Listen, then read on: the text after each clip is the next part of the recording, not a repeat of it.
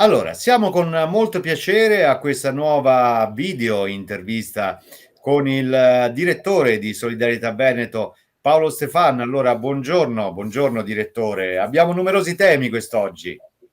Sì, direi magari anche diversi da quelli trattati nelle ultime Sì. occasioni, perché insomma forse parleremo un po' meno di finanza, un po' più di altri aspetti, no? Una volta ogni tanto. Esatto. Allora, veniamo un po', per voi è un momento molto importante questo, no?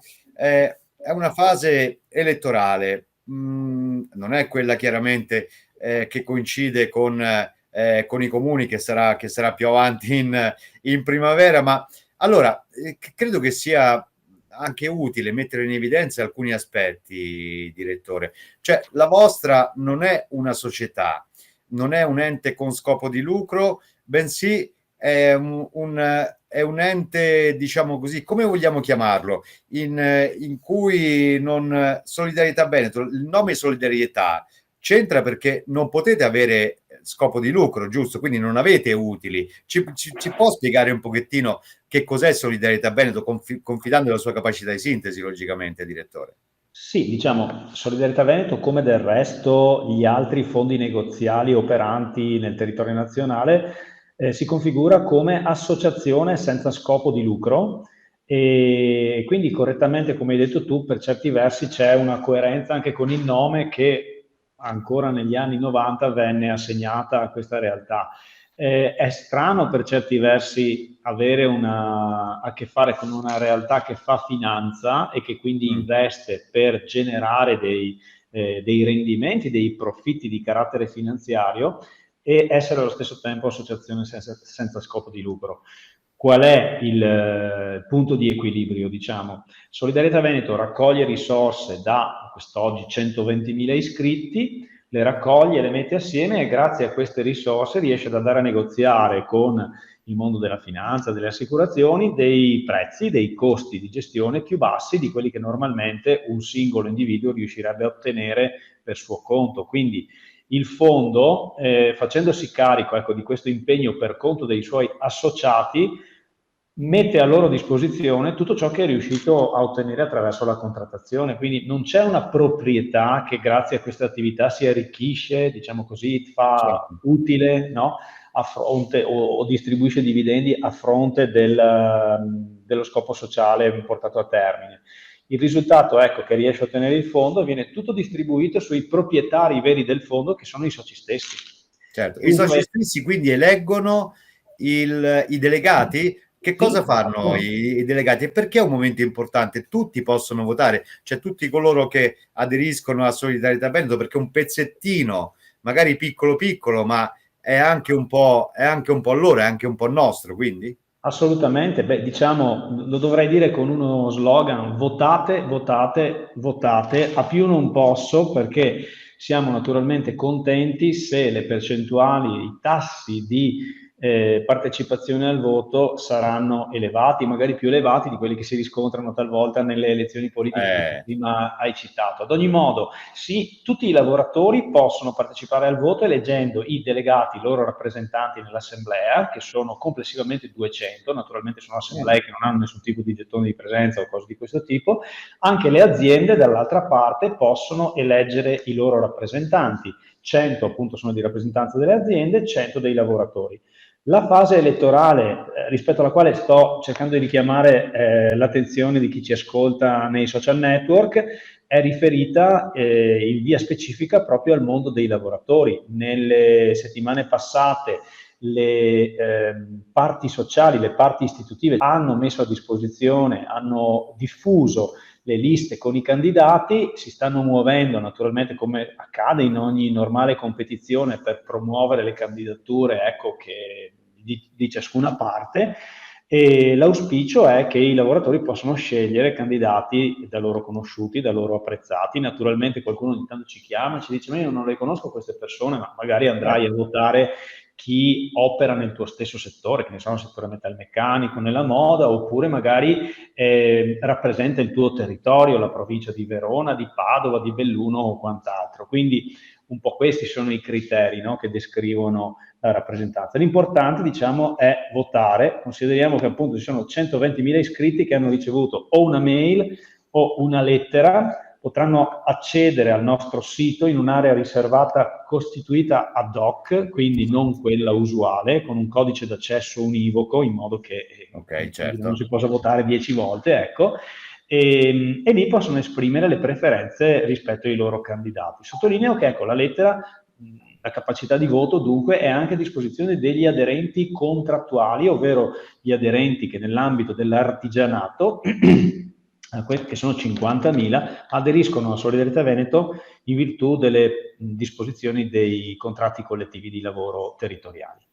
E quindi, ok, i lavoratori eleggono i delegati, e i delegati chi eleggono? Nelle società c'è il consiglio di amministrazione, no? Da voi chi è che decide? Perché voglio dire, le decisioni importanti su chi investe, sul suo ruolo anche, mi deve perdonare, direttore, da chi venite nominati? Dai delegati, e se sì c'è una lista anche lì, ci si presenta, è un'elezione anche quella oppure è una nomina? No, è proprio una ulteriore elezione, quindi l'assemblea dei delegati a sua volta andrà ad eleggere il consiglio di amministrazione, anch'esso bilaterale, composto da 18 membri, quindi è un consiglio di amministrazione molto numeroso. Assieme al consiglio di amministrazione poi il consiglio di amministrazione meglio dà vita al comitato investimenti, che presidia in maniera più specifica le tematiche finanziarie. Dopodiché c'è la struttura. La struttura non è fatta di persone elette, ma di persone assunte o licenziate. Naturalmente sono compreso anch'io, auspico di non far pasticci e quindi di rientrare nella categoria degli assunti e non dei licenziati. Ne siamo convinti. Noi siamo dipendenti, ecco. Ecco, esatto, certo. Quindi questo è una cosa molto, molto importante. Senta Stefano, c'è quindi una suddivisione provinciale, no? Logicamente, perché Solidarietà Veneto ci accennava già prima, è un fondo che ha tutto il Veneto e di conseguenza le province, insomma, giusto? Sì, è Ho capito così. bene. Avete dei delegati in tutte le province? Sì, allora diciamo le parti istitutive hanno stabilito di suddividere il Veneto in 3 collegi elettorali: il collegio di Verona e di Vicenza, il collegio di Belluno e Treviso e il collegio di Rovigo, Padova e Venezia. Quindi chi lavora in provincia di Vicenza avrà la possibilità di scegliere i candidati di quell'area, di quel collegio, così pure, diciamo, i lavoratori di ciascuna delle altre province. Io, poiché lavoro a Mestre, voterò come iscritto al fondo, naturalmente, i candidati dell'area, del collegio di Padova, Rovigo e Venezia. I miei figli, ecco, invece, che non lavorano, sono iscritti fiscalmente a carico, fanno riferimento alla residenza, quindi ad un altro territorio, il territorio di Belluno e Treviso. Senta, direttore, ci avviciniamo alle scadenze fiscali, chiaramente dichiarazione dei redditi, modello unico oppure il 730. Allora, abbiamo detto una parte di ciò che investo chiaramente nella mia previdenza complementare in Solidarietà Veneto è deducibile. Come fare per avere questi documenti? Ci pensate voi a contattare i vostri iscritti? Devono richiederlo loro?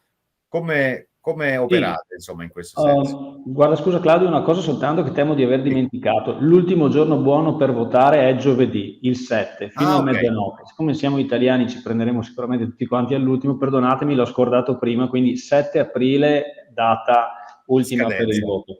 Detto questo, scusami, sì, gli iscritti al fondo che hanno fatto versamenti volontari per il tramite della busta paga in questa fase non devono fare sostanzialmente nulla, perché la deducibilità fiscale si genera, diciamo, già nel momento in cui si fa il versamento, per cui, ipotesi, verso 100 euro nella busta paga di ottobre dello scorso anno, ma dalla mia busta paga di ottobre usciranno, ipotesi, 70 euro, perché il vantaggio fiscale è già goduto in quel momento specifico lì. Se peraltro nel corso dell'anno 2021 io avessi fatto un versamento volontario di 1.500, 5.000, quello che è euro, come bonifico, quindi fuori dalla busta paga, quest'anno lo posso portare in dichiarazione dei redditi per recuperare appunto la deduzione. E proprio la scorsa settimana abbiamo spedito chiamiamolo così, promemoria a beneficio di tutti gli iscritti che lo scorso anno hanno fatto i versamenti, per ricordare loro che, guarda signor Giuseppe, che hai versato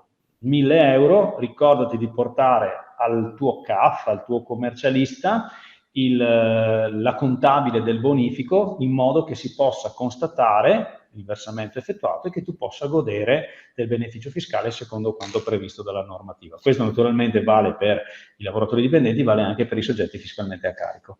Ed è un momento, credo, molto utile questo, perché quando andiamo a pagare le tasse ci rendiamo conto di quanto ci resta veramente in tasca poi, no? A livello di risparmi. E allora può essere altrettanto utile quello che state facendo, se non vado errato, in questi giorni, ma lo chiedo a lei.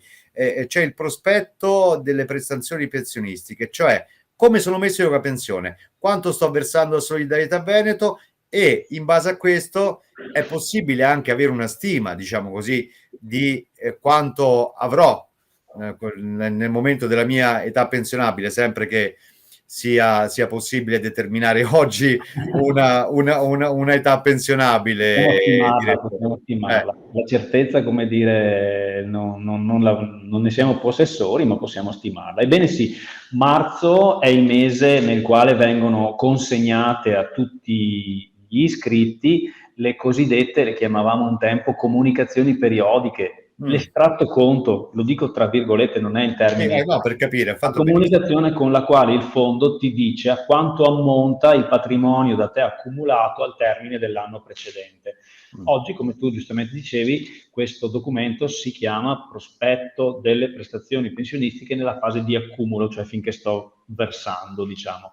Ecco, è stato spedito qualche giorno fa, noi stiamo ricevendo proprio in questi giorni anche le prime richieste di chiarimenti, dubbi, perché sai, nel documento sono riportate le contribuzioni versate, ma anche qualche volta si rilevano le mancate contribuzioni da parte dell'azienda. Okay. Ma mettiamo che un iscritto, un lavoratore non sia pratico nell'utilizzo delle app dove vedi quotidianamente questa situazione, però in quel documento può vedere tutto lo stato delle contribuzioni dell'anno intero e quindi dovesse esserci qualche problema viene certamente a galla.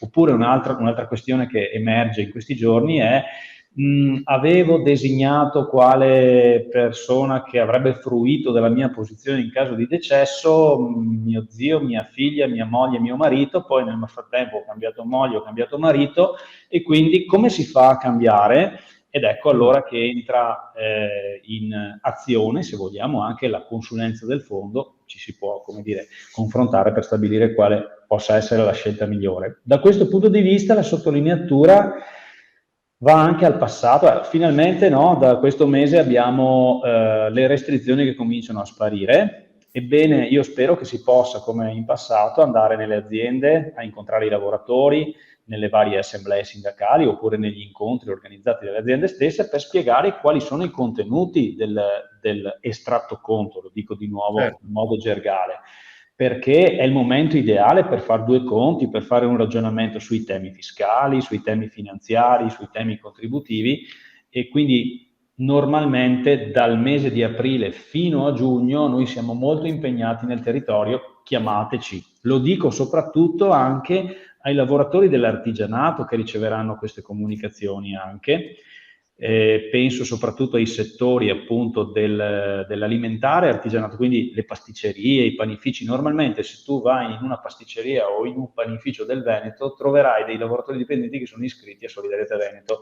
Ecco, cari panificatori, anche mio papà era panificatore, ecco, venite a trovarci per qualsiasi dubbio. Poi naturalmente oltre a loro tutto il settore della chimica artigiana, ma in particolare del tessile, della maglieria, diciamo, artigiana. Siamo a vostra disposizione, siamo in ascolto per sciogliere qualsiasi vostro dubbio e provare a costruire insieme, come giustamente dicevi tu, una proiezione anche della futura pensione, no? Cercando di aiutare soprattutto questi lavoratori che magari hanno delle retribuzioni forse qualche volta inferiori ad altri settori più fortunati, diciamo, e dunque il fabbisogno pensionistico è anche magari importante.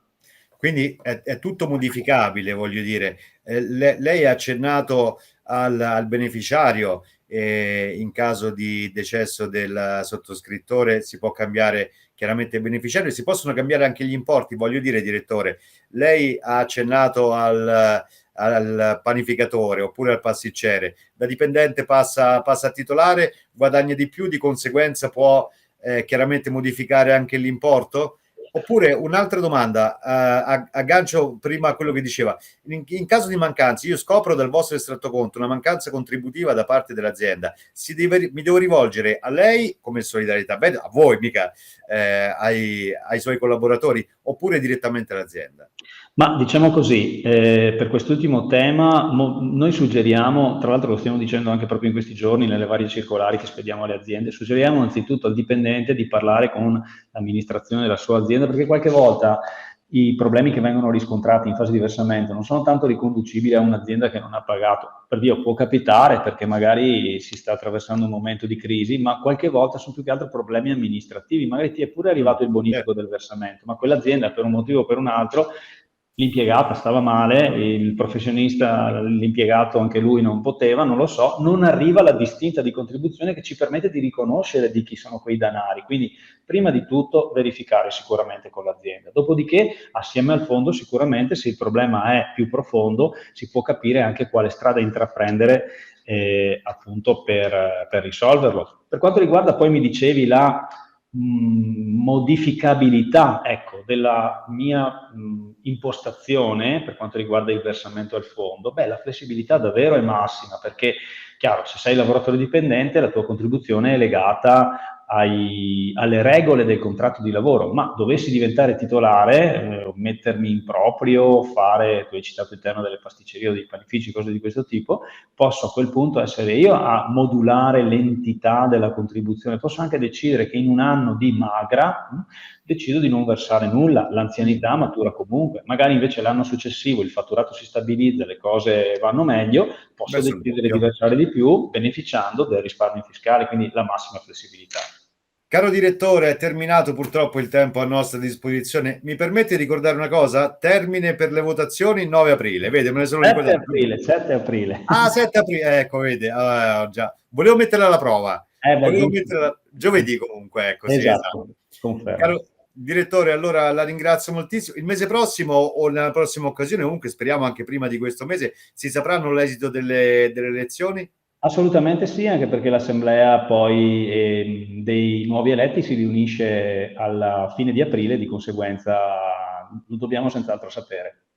Grazie mille al direttore Paolo Stefan e grazie a chi ci ha seguito sui canali social. A risentirci a presto, direttore. Grazie Claudio e un saluto a tutti.